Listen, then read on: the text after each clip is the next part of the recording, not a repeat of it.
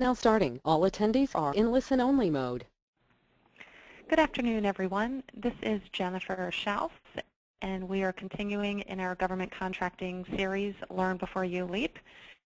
We're halfway through the 6 webinars, and today we're kicking off the HUBZone certification with Jonathan Williams, who's an attorney at Palerio Mazza. We've covered a couple other topics in the past, government contracts and the SBA process. The recording is available there on the website, or if you hop onto our website under the Webinars tab, you can find that webinar along with many others. We also covered simplified acquisitions, and yesterday we got a great overview of the Mentor-Protege program. We'll continue on next week, again, Wednesdays and Thursdays at 2 o'clock Eastern, and they are all recorded. If you do have a question, I think we have a technical issue today, so please submit your questions via the chat box, which should be on your right-hand side towards the bottom, so the gray box on the right. Okay, so moving on to our next slide. As we get started, again, the HUBZone certification, which stands for Historically Underutilized Business Zone Certification. As a quick intro, we are a Washington, D.C. based consulting firm focused on helping government contractors with GSA schedules, obtaining the schedule, maintaining it, making modifications, assisting with the audits, renewals, and everything between. In addition to that, we also help companies with various federal government contracting services, such as federal sales and marketing, and so forth, and we host a lot of events for government contractors that bring in both prime contractors and government agencies over at the Kennedy Center. Our next event will probably be towards the end of the year, so November or December, so stay tuned for that. Quick notice here from one of our sponsors, Uninet. They're a Virginia-based firm focused on providing software to government contractors, primarily in the financial space, so they will help you with contract management, making sure that you are DCAA compliant, and really everything related to cost, finance, direct and indirect costs as well.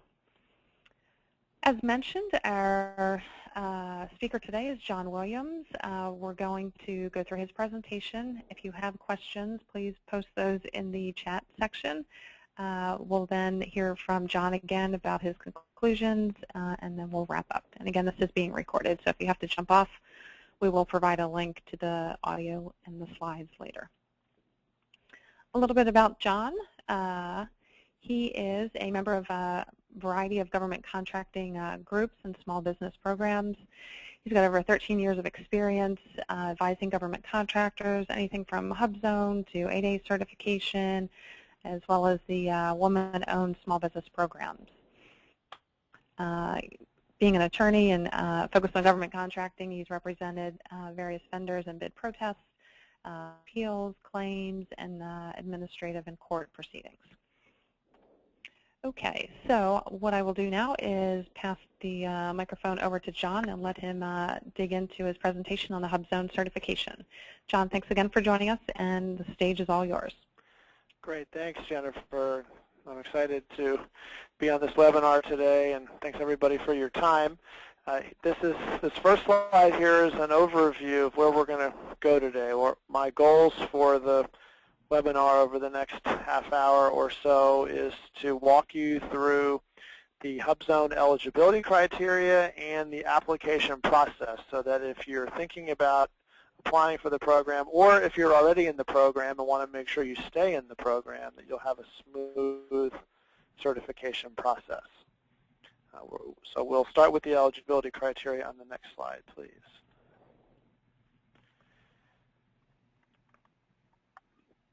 Like all of the small business procurement programs through the federal government, your small business status is the #1 eligibility criterion for the HUBZone program. So you have to be a small business to get into this program, and whether you're a small business will depend on what your industry is. So the NAICS codes go by industry, and in each industry code has an associated size standard that will, it's either going to be revenue-based or employee-based, so then your total revenues or your total number of employees will determine if you're a small business.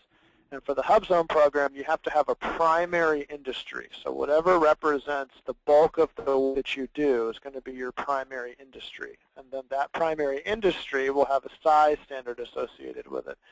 And then that's how you would determine whether you are a small business in your primary industry. If the answer is yes, then you pass the first test for whether you're eligible for the HUBZone program. But what I've also got on this slide here is the notion of affiliation, which we could do a whole separate webinar on.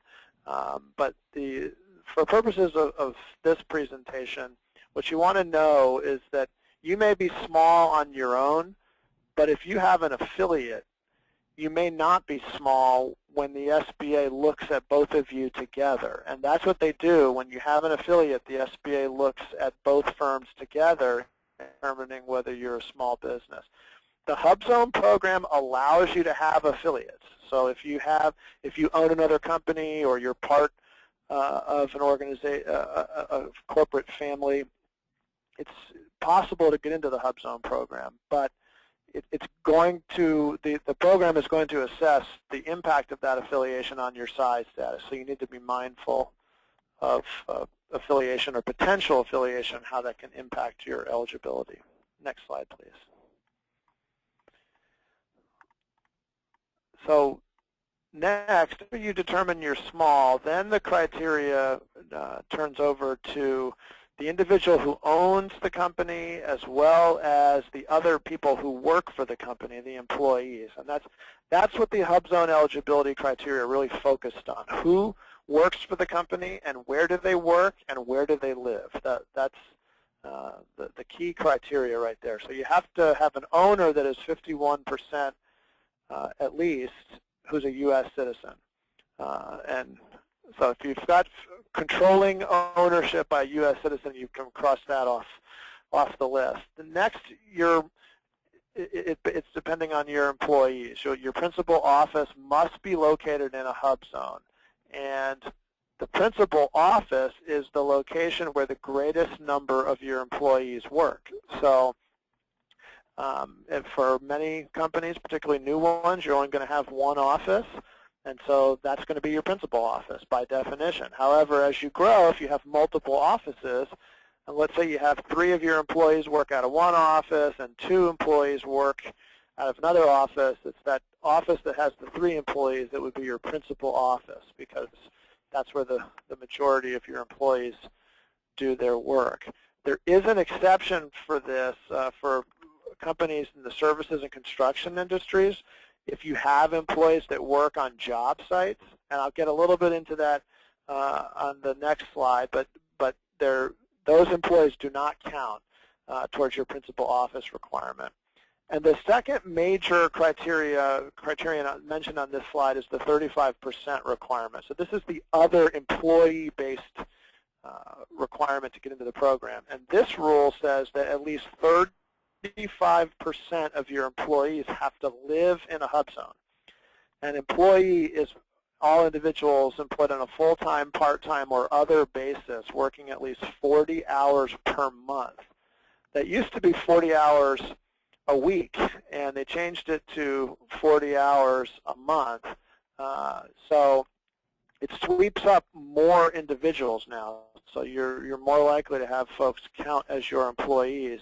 So you need to factor that in when you're determining whether at least 35% of those individuals live in a HUBZone. You can go to the next slide, please. I mentioned the job site employee issue on the prior slide. So just to drill down on that a little bit, for construction in particular, if some of your people do the majority of their work on the job site. So let's say they may come into your office to pick up their tools or get their schedule or come in for a weekly meeting, but the vast majority of their time is spent on the job site. They're not going to factor into the calculation of principal office. So if you have 5 employees that work out of your main office, and they spend the majority of their time working in the main office. And then you have another 25 employees that work on a government facility doing a construction project. Your principal office is going to be the location where the 5 people work, not the 25 people on the job site, because that's a job site, and so it's an exception. It doesn't count. What trips up people a lot, though, with this job site exception is that it does not apply to the 35% requirement. So you have to keep that in mind, that if somebody works on a job site, they still count towards whether or not you comply with the 35% requirement, because the 35% is for all of your employees. So regardless of where they work, 35% of your employees have to live in a hub zone. Whether or not somebody's an employee, and I talked about it briefly on the prior slide, that can be black and white in some instances and very gray in other instances. And the SBA uses a test in what they call the size policy statement number 1, which lists various factors the SBA will consider in determining whether somebody is your employee. And that's going to be things like who pays their unemployment taxes, who has the power to hire and fire them, who supervises them. And depending on the results of those tests, which is somewhat objective but largely subjective, the SBA would decide if somebody is your employee or not. And that can make a critical difference on whether you qualify for the program, because a lot of times firms end up where if one employee makes the difference between meeting the 35% requirement or not. And it's very critical to keep accurate and current records about who your employees are and where they live. That's the single most common issue that trips up companies that are trying to get into the HUBZone program and also that are trying to stay in the HUBZone program. When the SBA comes to verify your employees and whether you're eligible, they're going to ask for documentation about who your employees are and where they live. And most often, they're going to want to see a driver's license or a voter registration card from your employees. And it's very common that employers have out-of-date information from their employees, so they have an expired driver's license, let's say, or their employee doesn't have a voter registration card. And while you could go and get that stuff from your employees, if they're still working for you, it may not be possible to do that if they've already left the company, but they worked for you at the time that you submitted a proposal for the HUBZone program. So, it's critical that you are maintaining and updating the employee records on residency frequently if you're trying to get into the program or you're already participating in the program. And you need to check HUBZone maps to understand if your employee's residence falls within a current HUBZone. The current HUBZones are evolving. It's not a static thing. They're based on census data and other things that change over time. We just had a few months ago certain areas that had been in the HUBZone program that qualified for the program have fallen out of the program. They've been redesignated, which means they no longer qualify for the program. So it's important that you get your employee's driver's license, make sure it's current, and then also compare it against the current HUBZone maps. And you can go onto the SBA's website and you can type in an address, and the SBA's website will tell you whether or not that address falls within a current HUBZone. So that's a critical thing to do in terms of self-policing to make sure you're staying eligible. Next slide, please. All right, so let's talk a little bit about the HUBZone application process. So you've made it through the eligibility criteria, and you're confident that you're eligible and you're ready to apply. So you've passed the first step in the application process, which is to make sure you're eligible. And once you've done that, you need to gather your supporting documentation. You need to make sure that you have everything that you need to support that you're eligible before you click submit on the application. Because when the SBA comes back to ask you for documents to support your application, you're probably not going to be given a whole lot of time, maybe a few days, maybe a week. And in a lot of cases, they'll give you a brief extension, but you want to be ready to give them everything they ask for as soon as you submit the application. So have everything ready to go. Check out the application form to make sure that you understand what they're asking you to submit, and if you don't, ask questions. The SBA HUBZone program has a hotline.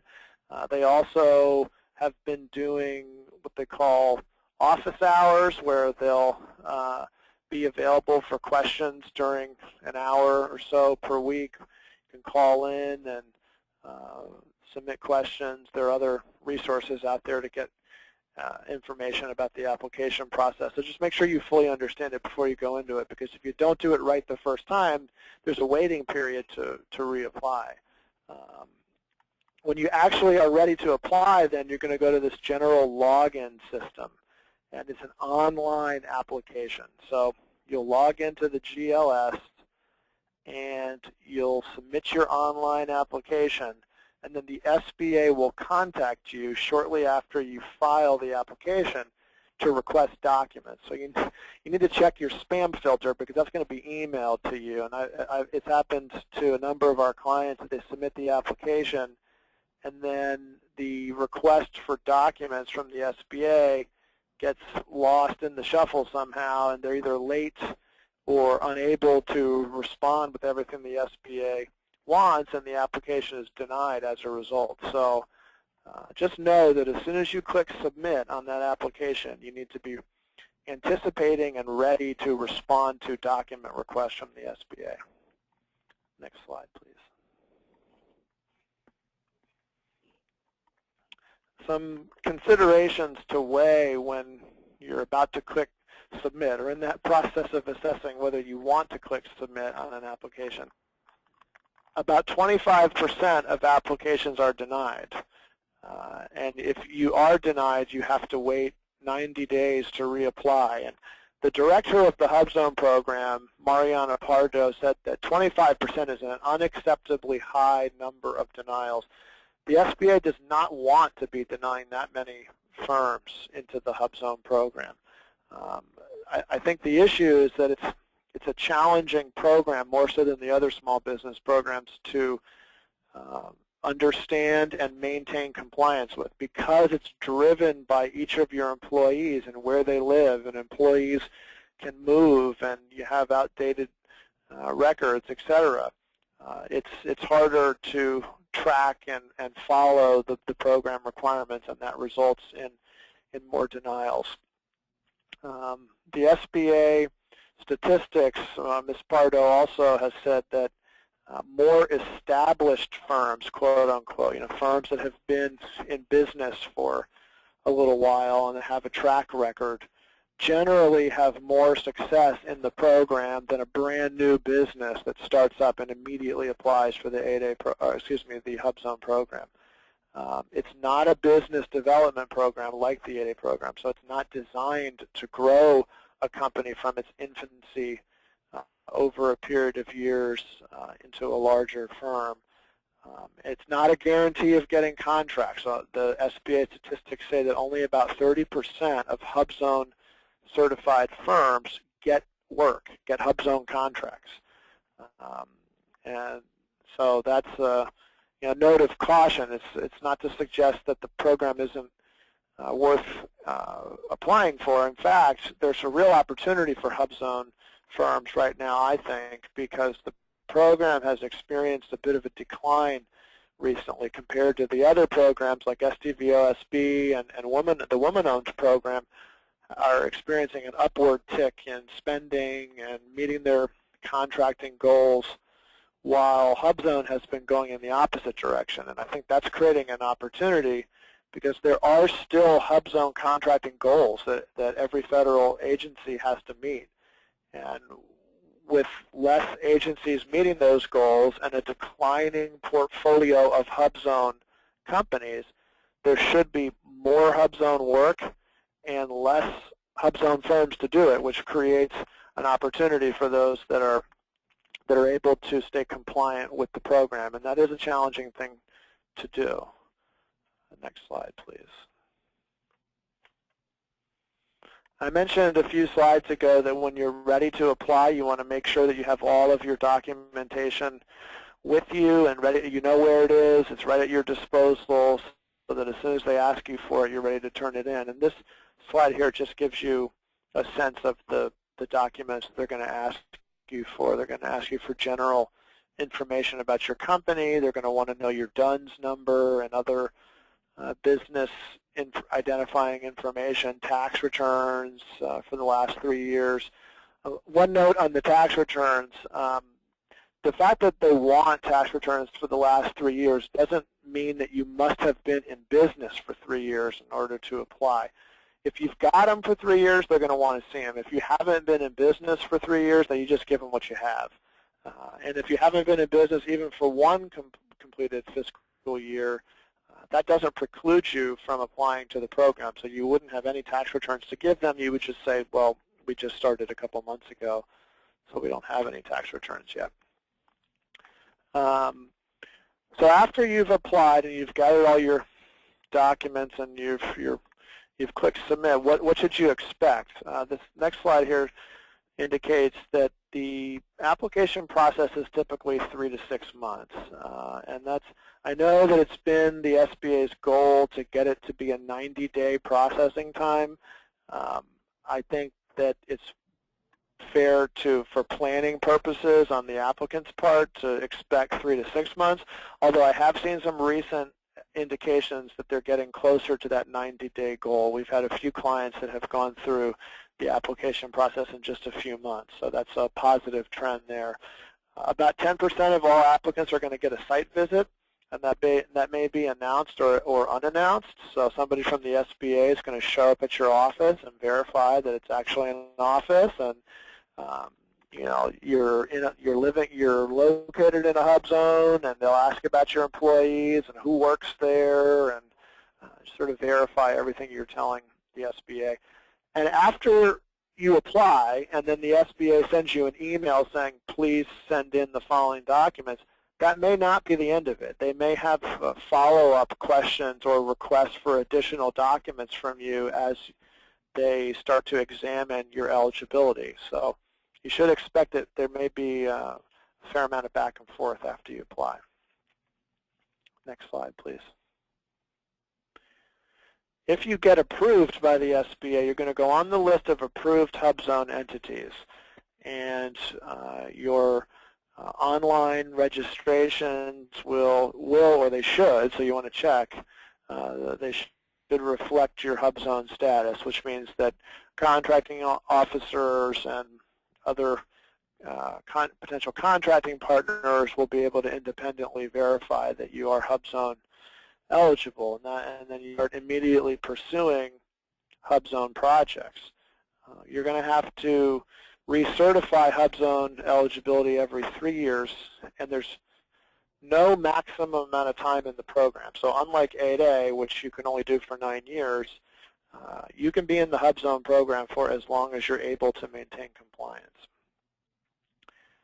If you are denied, there is not an appeal process, which is unique and a lot of times frustrating for our clients. You know, unlike 8A, where you've got an appeal process that would allow you to go before an administrative law judge about your application, the HUBZone program doesn't really have any formal process if you're denied. They do have an informal, what I call off-the-books appeal process, where you go right to the same people at the HUBZone office and ask to reconsider their decision.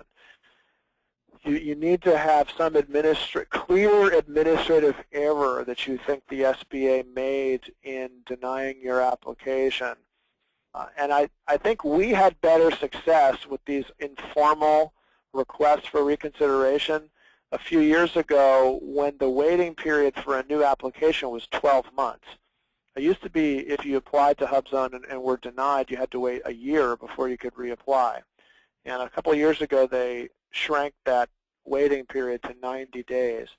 And I think now, as a result of that, the SBA's view is they're not going to put as much into these requests for reconsideration because they feel like, look, it'll take us at least 90 days to process a request for reconsideration. You can just reapply.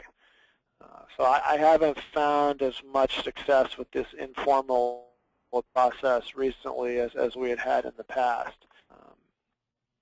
But it's still something you could try, because having to go back to square one on a new application, it won't just be 90 days. It'll be 90 days plus however long it takes to process the new application. So it would be, in some cases, the right move to try for a request for reconsideration if you are denied.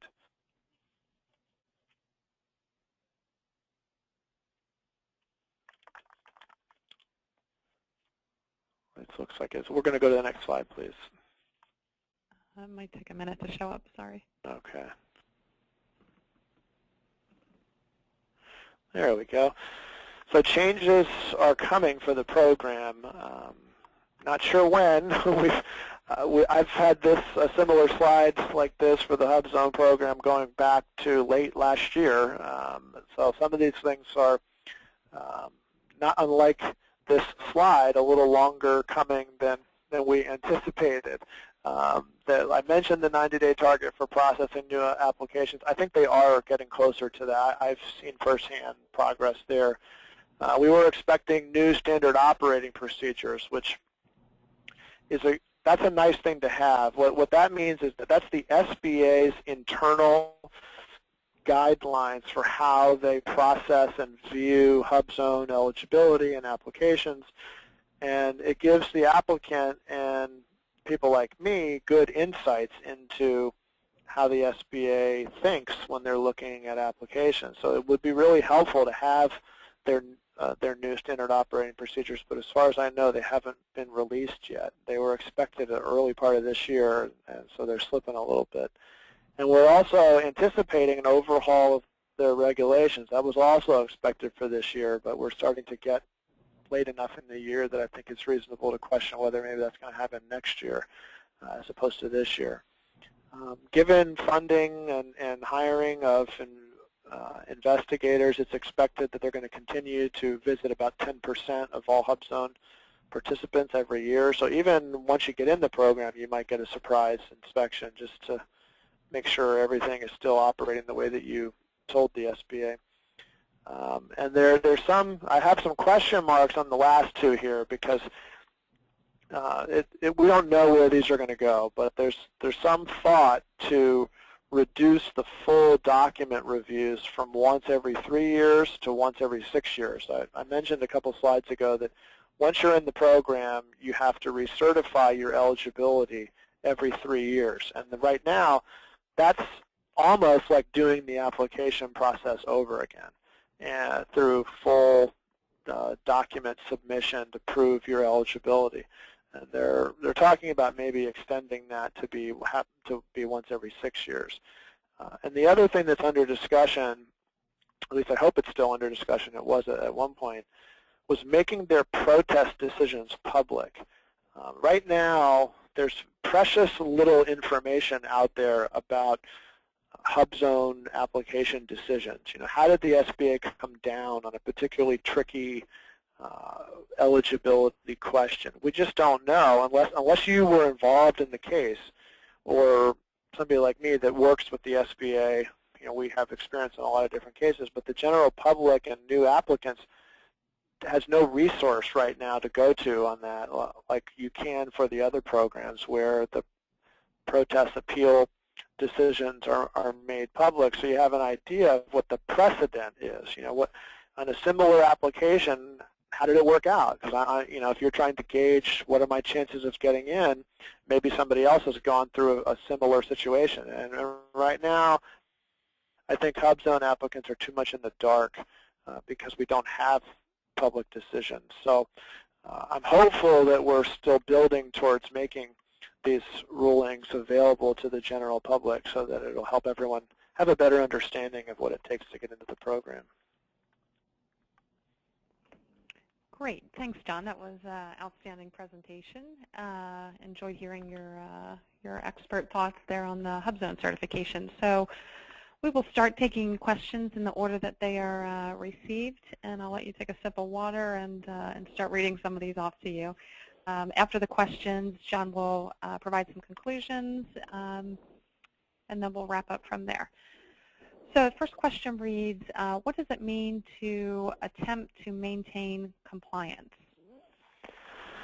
So this is a good question because it's been a very confusing issue for a number of clients. The SBA has a rule that says you can maintain your eligibility. You can stay in the HUBZone program as long as you are attempting to maintain compliance, even if you've fallen out of compliance.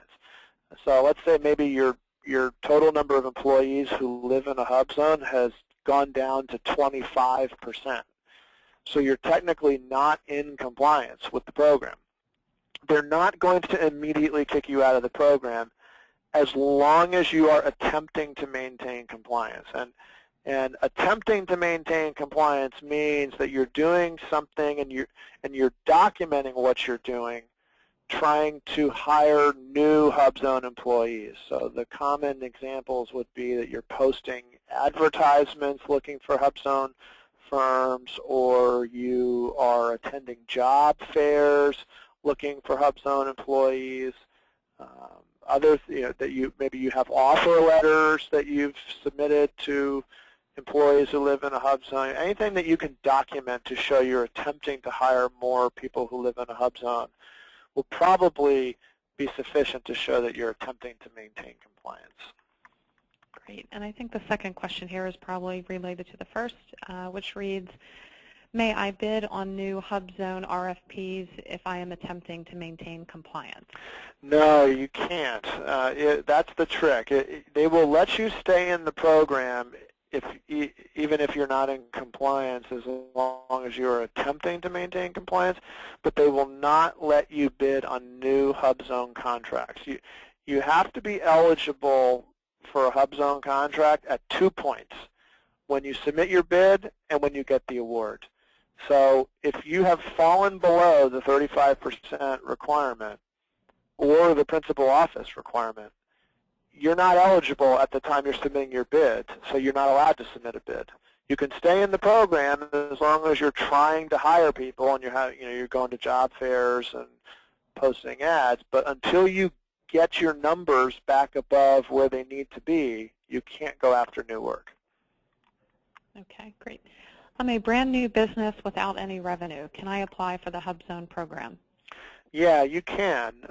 There is no requirement that you have a particular track record in business. This is something that differs from the 8A program, where you do have to show a track record. I mentioned earlier that the SBA statistics show that more established firms are generally more successful in the program. So I think that's a note of caution for the brand new startup firm who's looking to apply, but that doesn't mean that you can't, and it doesn't mean you can't be successful in doing it. Okay. And government work, will SBA count my employees who are on our government contracts? No, the SBA is going to count all of your, differentiate between employees who work on commercial versus government. They won't differentiate between employees who work just sort of in the home office versus employees who work out in the field for the 35% requirement. They're not. I sometimes get the question, we are in different lines of business. We have several NAICS codes that we work in. Do we only have to count the people who work for the particular NAICS code that we're trying to go out for work? And the answer is no. The SBA is going to look at all your employees. Okay. What if I work from home? Can I qualify for the HUBZone program? Yeah, you can. You can qualify a HUBZone home office. In fact, we have a client who did that earlier this year. You may have some hoops you have to jump through for your local town or county to have your home certified to be an office, and the SBA would want to see that you have whatever certificate or license you need from your local town or county. But beyond that, as long as you set up your home, you have a distinct office space within your home so that it's from there, that will be fine for a brand new company. It's going to be more problematic for a HUBZone firm with a growing number of employees to maintain the home office as the principal office for the program, because there's not that many people who can feasibly work from your home. So it's going to be hard to keep your principal office, your home, as you grow. But initially, as a startup, that's not a problem. Okay. IT consulting services. We have employees who work on a job site. May I exclude them? And what if the job site is a government building? Yes, if you're in the services industry and your company, your personnel work on a job site for the majority of time. So the key is going to be how much of their time are they spending on the job site versus in your office. If they spend all of their time on the job site, you can exclude them. But let's just be clear on what we mean by exclude them, because this is one of the points I mentioned earlier is often very confusing. You can exclude the job site employees when you're calculating your principal office. So, because again, the principal office is based on the location where the majority of your employees work.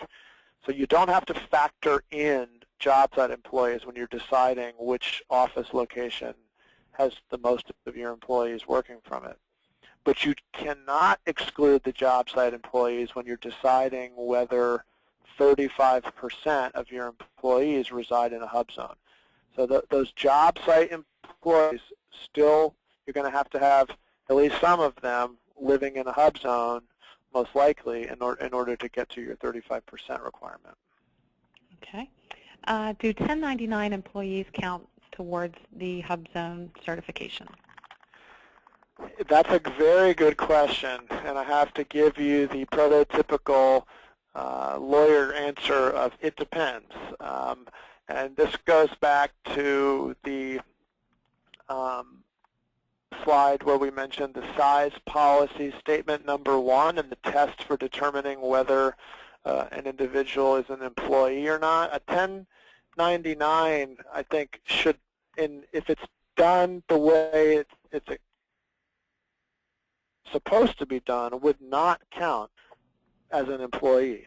But, you know, a lot of times 1099s there's a lot of gray area between whether they're really an employee or a 1099, a true, consultant, independent contractor. So if you have a situation where you're exercising more control than you're supposed to and more functions that make you look like the employer of that person as opposed to an independent contractor relationship, you may separately have an IRS issue, but you also run the risk that the SBA is going to say, even though that's an independent contractor, but in name, we really think you're treating him more as an employee, so we're going to count him as one of your employees. Okay. Does the SBA site visit occur before the certification or after?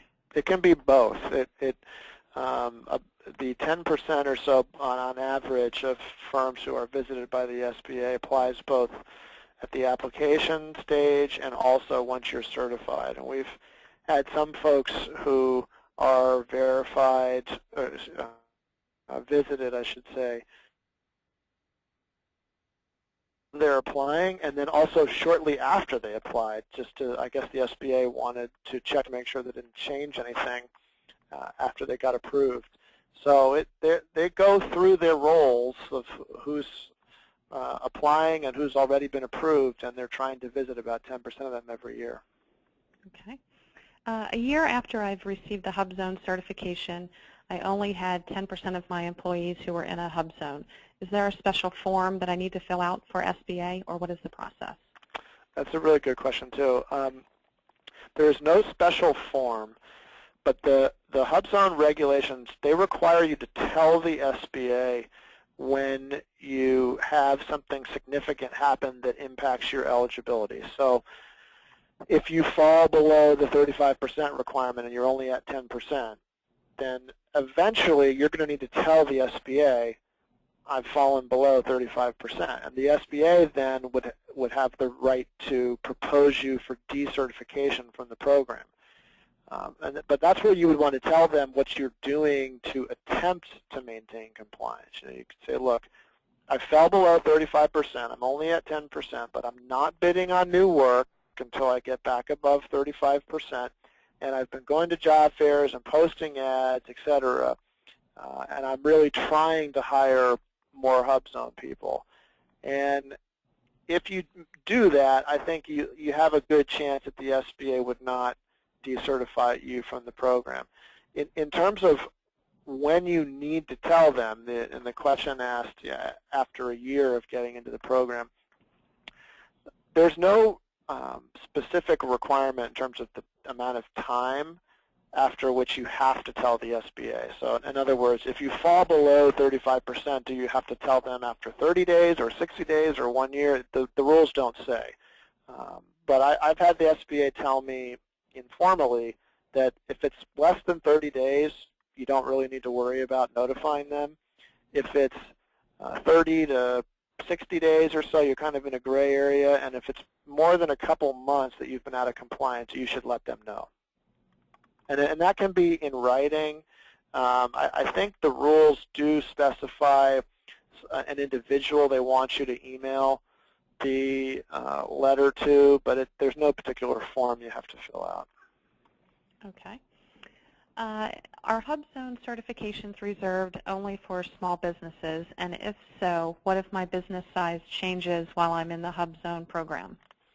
Yeah, you can only get into the program if you're a small business, so that part is clear. And if you're in the program and so you were small at the time you got into the program, but then you are very successful and you grow to be large while you're in the program, that would be one of those circumstances we were just talking about where the SBA expects you to notify them.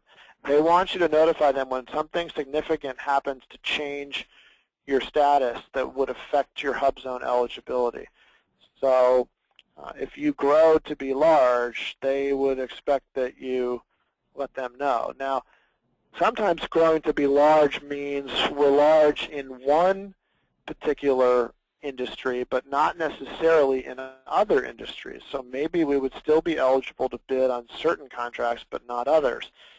And that is less of a straightforward issue because you do get into the HUBZone program under a primary industry. And so I guess the question would be, if you're in if you're large for your primary industry, but you're still small in other industries, what do?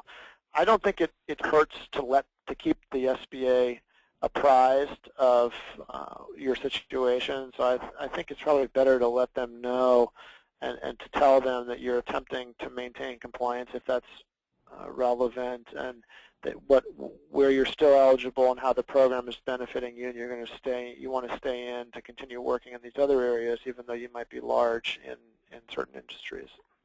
Okay. What's the main reason that companies are denied HUBZone certification? I think the main reason is that the employee residency requirements. I mean, that's really the primary eligibility criteria, that yes, you have to be small and you have to be 51% owned by a U.S. citizen, but I would venture to guess that the vast majority of firms are not denied because of either of those issues. It's because their employees, either not enough of them live in a HUBZone, or the principal office is not the office located in a HUBZone. And really, to underscore that further, I think the primary driver behind that as a reason for denial is insufficient documentation, that you just don't have good enough records to show that all your employees who need to live in a hub zone, that you have that verified through their driver's license that's not expired, or through a voter registration card. In some circumstances, if the employee has lived in their address for less than 6 months, you need to produce some documentation to support that they have an intent to stay in the hub zone location, and maybe you would show a mortgage statement or a lease or something that demonstrates a long-term commitment to living in that hub zone location. So, having the necessary documentation to prove your employees live in a hub zone is the #1 reason that firms are denied. Okay. Can companies offer monetary incentives to their employees to encourage them to move to hub zone locations? Yeah, we've had clients do that. Absolutely. There are things that you can do to incentivize employees to live or stay in a hub zone, sure, led by the program. What if the hub zone area changes during my certification period? Well, you're eventually going to lose your hub zone status. If your hub zone area is rated while you're in the program, you're eventually going to either have to move your principal office to an existing hub zone, or you'll go out of the program. But that generally does not happen instantaneously. There's, I think, at least a 3-year grandfathering, so to speak, so you have some time to prepare. You've lost if your area loses its hub zone status now, that it will be out of the program fully, say 3 years from now, so that you have some time to plan. And if you want to try to maintain hub status, then find a way to relocate your office to a different hub zone. Great. Last call for questions. Okay, we'll move on to the next slide here, and let John wrap up his conclusions. Sure. Well, we've talked about it a few times, but it's worth underscoring again that your 2 critical criteria for getting into and staying in the Hub Zone program are the principal office and 35% requirement. So make sure you have a principal office, which is where most of your employees work, that's located in a hub zone, and also you have to make sure that at least 35% of all your employees, regardless of whether they work on a job site or not, are living in a hub zone.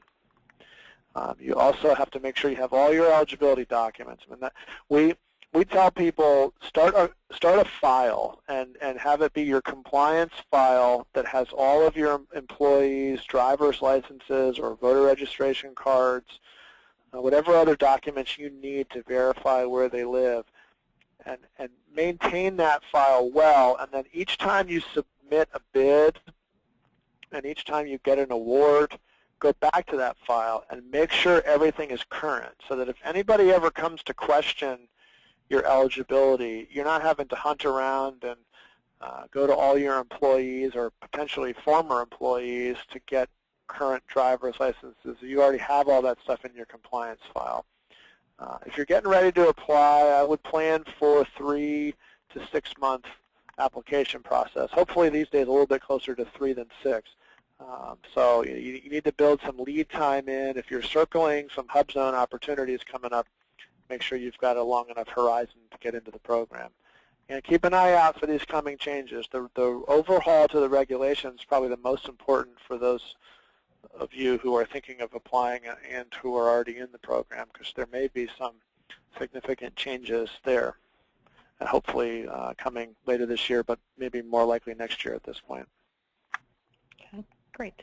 Well, thanks everybody for joining us, and again, a special thanks to John for sharing his time and expertise on the program. Sounds like there's a lot happening with it, but it's certainly, I think, a great certification to have, and helps give you some advantage in the bidding process out there. Any last thoughts that you might have, John? No, just thanks for your time, everybody, and Jennifer, thank you for inviting me. Great. Thanks, everyone, and we'll put John's contact information on the next slide, so hopefully you can reach out to him directly if you have further questions or need help getting certified. Yeah, please feel free. Be happy to answer any questions or talk to anybody who's thinking about applying. Great. Thanks, everyone, and thanks again, John. Thank you. Bye-bye.